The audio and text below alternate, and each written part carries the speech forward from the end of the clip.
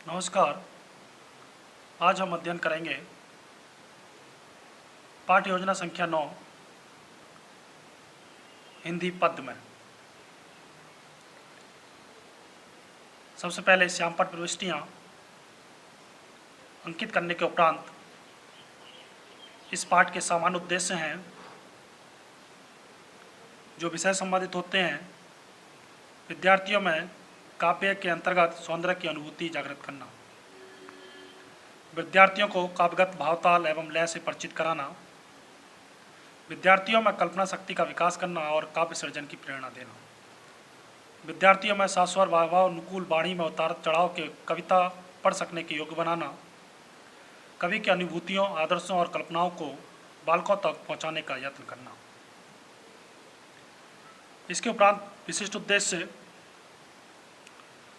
छात्र जीवन में आने वाली कठिनाइयों से परिचित हो सकेंगे।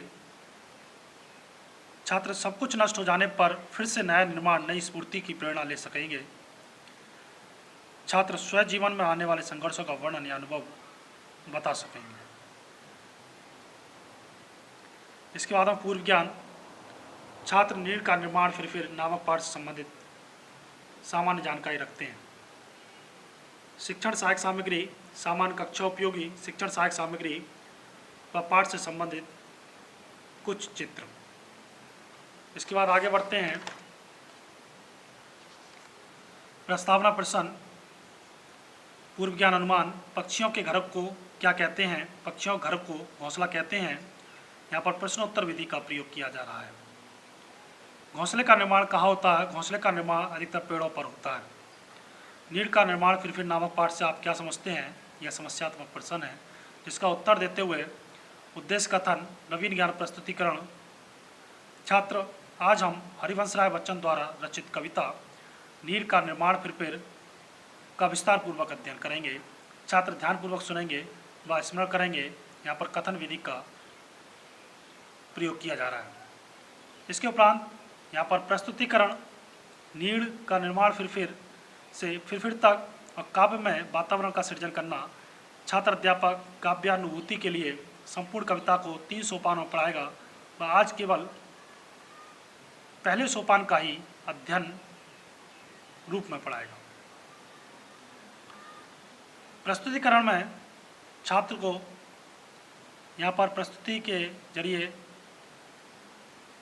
उचित जो ये आदर्श वाचन है, छात्रों में श्रवण कौशल का विकसित करना। छात्र अध्यापक शुद्ध एवं भावपूर्ण वाणी में स्वरों के उतार चढ़ाव के साथ प्रस्तुत कविता का आदर्श वाचन करेगा। छात्र पद का रसास्वादन करेंगे। यहाँ पर वाचन विधि का प्रयोग किया जा रहा है।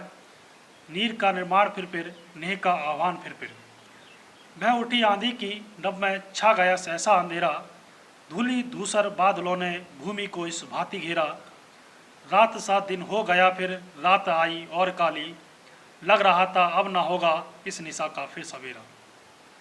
रात के उत्पात भय से भीत जन जन भीत कड़कण, किंतु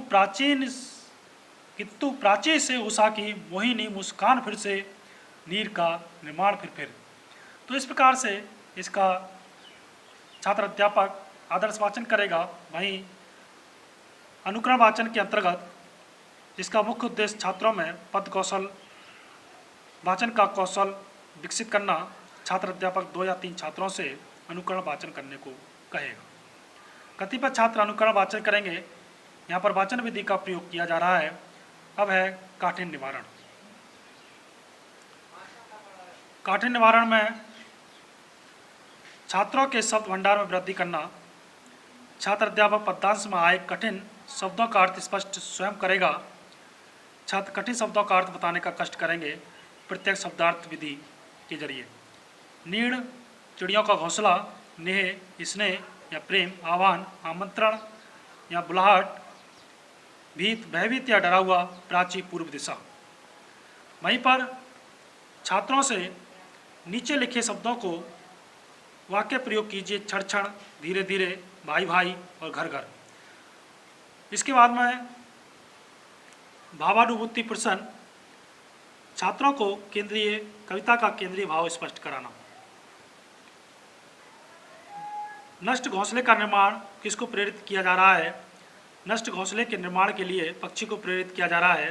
अंधकार कैसे दूर होगा? अंधकार सूर्य निकलने से दूर होगा। यहाँ पर प्रश्नोत्तर विधि का प्रयोग किया जा रहा है। इसके बाद में आगे द्वितीय आदर्श वाचन, छात्रों में भावों की एकाग्रता विकसित करना।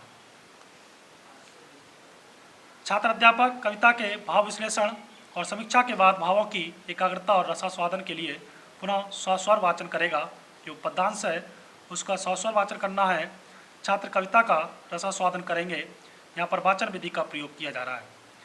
द्वितीय अनुकरण वाचन, छात्रों में पद कौशल का विकास करना या विकसित करना। छात्र अध्यापक 2 या 3 छात्रों से पुनः अनुकरण वाचन करने को कहेगा। कतिपय छात्र अनुकरण वाचन करेंगे। यहाँ पर वाचन विधि का प्रयोग किया जा रहा है।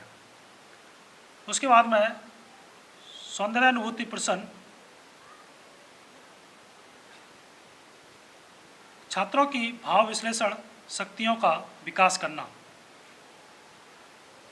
धूलि धूसर बादलों ने भूमि को में कौन सा अलंकार है? तो छात्र उत्तर देंगे अनुप्रास अलंकार है। यहाँ पर प्रश्नोत्तर विधि का प्रयोग किया जा रहा है। वहीं छात्र मूल्यांकन की दृष्टि से छात्रों से पूछेगा कि अलंकार की परिभाषा बताइए। उसके बाद में कविता का सार, छात्रों में कविता का भावार्थ ग्रहण करना। यहाँ पर कविता जो पाठ का चित्र है उसको लगाया है और इसके जरिए छात्र अध्यापक इस कविता का अर्थ बताएगा। जो पंक्तियाँ हैं उनका, हे पक्षी अपने नष्ट हुए घोंसले को फिर से निर्माण कर और अपने मीठे स्वर से इस संसार में फिर से प्रेम और स्नेह भर दे। आकाश में अंधेरा उठने से अचानक अंधेरा हो गया, धूल से बादलों ने एकदम पृथ्वी को घेर लिया। इससे दिन रात्रि के समान अंधकार मय हो गया, अंधकार से पृथ्वी का कण और जीव जगत भयभीत हो गया। सूर्य की किरणें चमकने से अंधकार दूर हो गया। हे पक्षी अपने नष्ट हुए घोंसलों को फिर से निर्माण कर और अपने मीठे स्वर से इस संसार में फिर से प्रेम और स्नेह भर दे। छात्र कविता का अर्थ सुनेंगे। यहाँ पर कथन विधि का प्रयोग किया जा रहा है। इसके उपरांत श्यामपट्ट कार्य, लेखन व निरीक्षण विधि, लेखन कौशल का विकास करना। छात्र अध्यापक छात्रों से श्यामपट्ट कार्य अपनी अभ्यास पुस्तिका में उतारने को कहेगा। वह स्वयं कक्षा का घूम घूम कर निरीक्षण करेगा। वह पूर्व दिवसों में दिए हुए गृह कार्यों को निरीक्षित करेगा।